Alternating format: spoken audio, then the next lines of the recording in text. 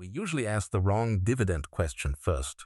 We ask how much money we need invested to live off dividends, as if the answer is sitting somewhere in the stock market waiting for us to discover it. But the real answer is sitting much closer than that. It is in our rent, our grocery receipts, our insurance premiums, our car payments, our taxes, and the small automatic charges we forgot we agreed to. If you want calm investing breakdowns without hype, fake certainty, or confusing Wall Street language, subscribe to the channel before we go deeper. The dividend math is simple enough to fit on a napkin. At a 4% yield, $100,000 invested can produce about $4,000 a year. $500,000 can produce about $20,000. $1 million can produce about $40,000. $1.5 million can produce about $60,000. Those numbers sound clean until we place them next to real life. $40,000 a year is not a luxury fantasy. In many places, it is rent, groceries, utilities, gas, insurance, and a little room to breathe. That is where most people get disappointed. They thought dividends would feel like escape. Instead, the first on a spreadsheet feels like a mirror. It shows us that living off dividends is not only about building a portfolio. It is also about understanding how expensive our normal life has quietly become. And once we see that, the whole question changes. We stop asking how much money sounds impressive and start asking how much income our actual life requires. Let's say our real life costs $4,000 a month. That is $48,000 a year before we even talk about vacations, emergencies, medical surprises, or the repairs that always seem to arrive at the worst possible time. At a 4% dividend yield, replacing $48,000 a year would require about $1.2 million invested. That number can feel brutal when we hear it for the first time. It can make dividend investing sound like a game only high earners get to play. But that reaction misses the most useful part of the math. We do not have to replace the whole life first. We can replace one bill, then one category, then 1 month, then a larger piece of the year. If our electric bill costs $1,800 a year, then at a 4% yield, about $45,000 invested could theoretically cover it. If groceries cost $6,000 a year, then about $150,000 invested could cover that category. Comment notes below if you want the dividend number sheet. I'll leave it in the pinned comment so you can test your own bills against different portfolio sizes. This is where the plan becomes less emotional. Instead of saying, I need $1 million, we can say, I need this much invested to erase this one bill. But there is a second reason this method works. It gives us a way to measure our lifestyle without shame. Instead of saying we spend too much, we can ask a cleaner question. How much invested capital would it take to support this expense forever? That question changes everything. A subscription is no longer just $15 a month. It is $180 a year, which means it may require about $4,500 invested at a 4% yield to pay for it. A car payment of $600 a month is $7,200 a year. At the same yield, that one payment needs about $180,000 invested to support it. That does not mean nobody should ever have a car payment. It means we should stop pretending recurring payments are small just because they fit inside 1 month. Monthly thinking is one of the biggest traps in personal finance. It makes expensive things look manageable by slicing them into pieces small enough for our emotions to accept.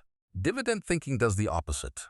It stretches the decision across time and asks what kind of portfolio must exist to keep paying for that choice when our paycheck is no longer doing all the heavy lifting. This is where a lot of people feel resistance. We do not like seeing our comfort translated into capital requirements. It makes normal life look expensive, but that discomfort can be useful.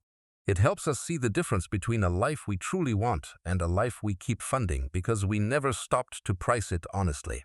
And once we price it honestly, dividend investing becomes less about chasing income and more about designing a life that income can realistically support.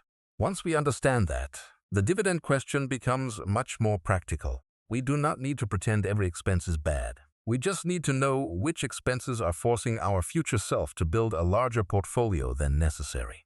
The first step is to write down the real monthly cost of life, not the clean budget we imagine. The real one. Rent, mortgage, groceries, gas, utilities, insurance, subscriptions, debt payments, medical costs, gifts, repairs, and the little things that always seem to happen. Then we multiply that number by 12. That is the annual income our investments would eventually need to replace. After that, we can divide the annual number by a reasonable dividend yield like 4% to estimate the portfolio size required. The number might feel uncomfortable. That is fine. It is supposed to be honest, not flattering. But once we have the number, we can break it into stages. First one bill, then one category, then 1 month of expenses, then 3 months, then half a year, then maybe 1 day, the full life. This approach protects us from 2 dangerous mistakes. The first mistake is doing nothing because the final number feels too large. The second mistake is chasing a risky yield because we want the final number to arrive faster. Comment notes below if you want the simple dividend numbers sheet. I'll pin it so you can test your own expenses calmly without guessing or chasing income that may not last. The honest path is not exciting every week, but it gives us something excitement rarely gives us. A plan that still makes sense after the mood has passed. So the practical path is simple, but not always easy. First, calculate the real annual cost of your life, not the version you wish were true. The version shown by your bank statements, credit cards, insurance renewals, grocery receipts, and all the automatic charges hiding in plain sight. Second, choose one category to replace first: utilities, phone bill, car insurance, groceries. Something real enough that you can feel the difference when your investments start carrying it. Third, use a reasonable dividend yield when you run the numbers. 4% is not perfect, and it is not guaranteed, but it keeps the math grounded enough to avoid fantasy. Fourth, respect the risk. A dividend is only useful if the company, fund, or portfolio behind it can keep surviving through bad markets, recessions, rate changes, and investor panic.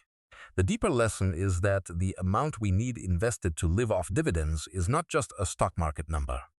It is a reflection of the life we have built, the payments we accepted, and the habits we allowed to become normal.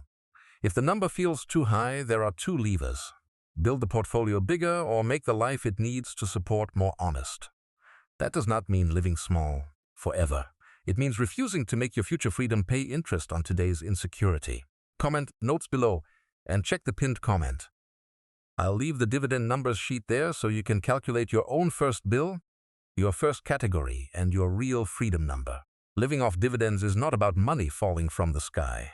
It is about building a life where your money quietly stands beside you, until one day it can carry what your paycheck used to carry alone.